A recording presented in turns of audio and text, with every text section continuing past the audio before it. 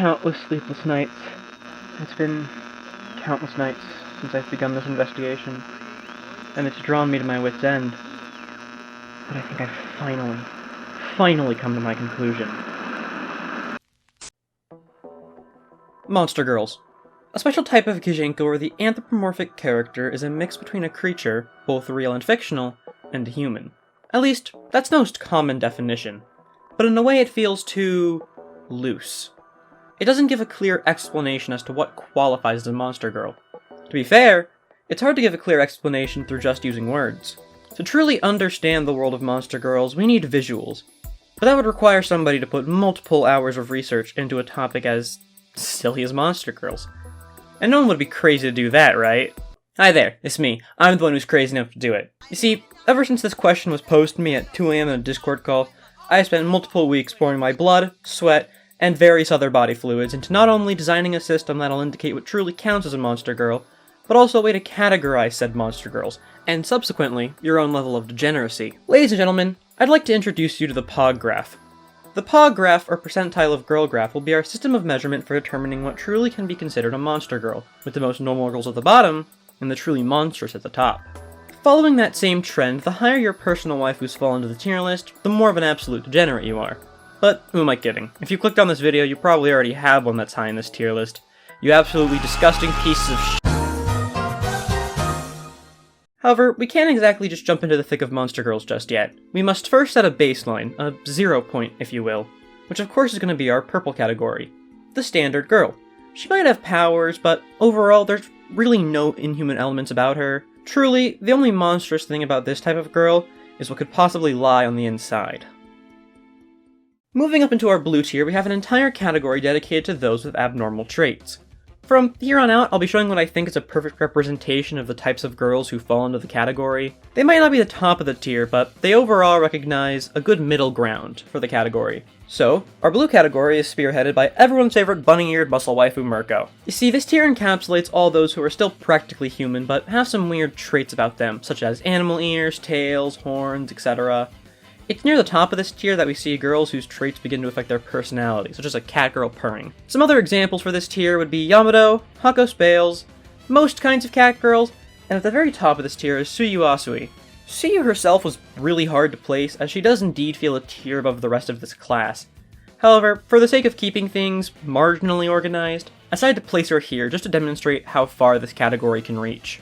The green category is quite an interesting one, as at first glance the girls in this tier would seem normal, but that's where they get you. You see, this tier actually consists of girls who are, or have become, what would classically be defined as a monster, such as vampires, succubi, and demons. While these are all classic monsters, the humanoid and feminine appearance is the only thing realistically keeping this tier from remaining under the rest of our sections. Our representative for this tier is Power from Chainsaw Man, and others would include Shinobu Oshino, Mari Setagaya, and once again we have another individual who pushes the limits of the category without breaking through. Daki from Demon Slayer definitely has notable traits that would look odd on a human, yet at first glance it generally doesn't stand out as other characters higher up will, thus making her the perfect choice to round out green. Before we move on to the next tier, I'd like to go back on my word earlier and introduce a sub-tier for this section.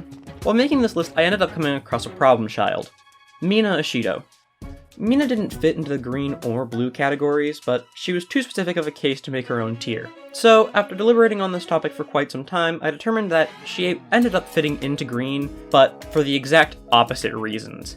The green category represents girls who are objectively monsters, but don't appear as such. Therefore, for this subcategory, any humans who have the appearance of a monster but are still considered human by their universe will be placed here. Our yellow category is when we begin to see girls who can only be described as half human and half not. Coincidentally, this is also where most of our monster Musume girls fall, including our representative Mia. Other than that, this section is exceedingly simple. If the girl appears both human and monster by having some sort of noticeable split, they'll end up in this category. Other notable members of this tier are Mirone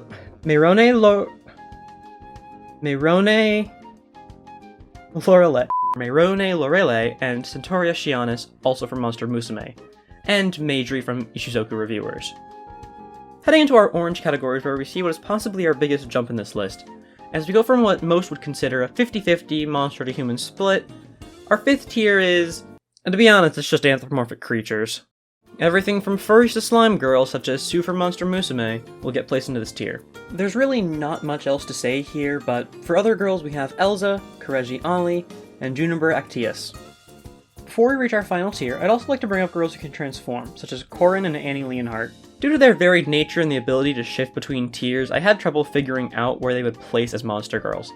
And it might feel like a cop-out, but I'm gonna have to place the decision in the hands of the public, as it's not something me or my team can fully conclude. If you got a problem with that and you think you know where transformation-based girls should be placed, then let me know down in the comments or something. Like, genuinely, it'd be really great to know. Without further ado, we reach the red category. Our final tier, and once again, it's a very simple tier. This entire time, we've been focused on the original definition of Monster Girl. But the name Monster Girl by itself doesn't have to be restricted to just Kijinkas. That's why our final category represents all terrifying, non-humanoid monsters who are female according to their series, such as Rathian from Monster Hunter. Now with our completed paragraph, we're left with the final question. Where is the Monster Girl line officially drawn? And it breaks my heart, but as a scientist, it's a question I by myself cannot respectfully answer, as it simply comes down to your opinion. You see, everyone in this world is different, and we all have our different tastes and opinions on what is and what isn't considered a monster girl. But hey, that's not going to stop me. It's my goal to get to as close to an objective answer as possible. And what is objectivity than just a rounded result of a bunch of subjective opinions? So I turned to those who had much further research into the subject than I did. Monster fuckers, or mofos as they like to be known, were my best bet, so I asked for their assistance. I also ended up asking some normies on the matter, and after posting the paragraph I asked them all a simple question. Where would you draw the Monster Girl line, and why? The results are as follows. I see you requested an opinion from an expert in the field. I will be glad to grant it to you. I'd say the line is drawn once someone stops being a human and becomes a monster. Of course, demon girls are, in fact, demons. Mia from Monster Musume is, in fact, a lamia and not a human being. I'd say the line is drawn once one's own humanity is revoked. Yes, Dio, that means you. I'd probably put the line right above blue, just because, I mean, it's a little unfair to call anyone with, a slight physical abnormality, like a wider smile, or, I don't know, some weird birthmark, a monster. Like, big eyes and weird posture don't constitute a monster girl, in my opinion. That's just a physical mutation. It's not the same thing. I would draw the line right underneath Rabbit Mommy, because even though she visually looks like the peak of human perfection, any sort of incredibly abnormal mutation gives me the thought of, not human. But that is not to say that I wouldn't use her ears as handlebars as and I am a madman that just got sentenced to the electric chair and was asked for my last meal and I said, Planet Mirko.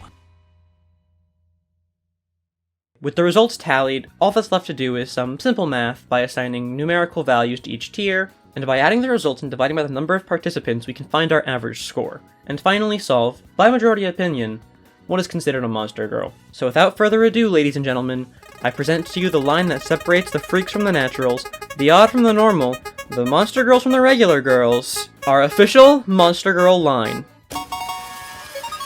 There you have it. Everything from our green to red categories is defined as a monster girl. From vampires to an actual dragon, monster girls end up covering a wide spread of anime culture and fetishes, and I hope this video helped showcase that. Before I leave, I'd like to remind you that this video isn't law. My sample selection was quite small, and the list itself was made exclusively by me and 2 others. In the end, what truly matters is what your heart considers a monster girl, not some dumb list on the internet. That said, after editing this video, I think I definitely qualify as a monster fucker.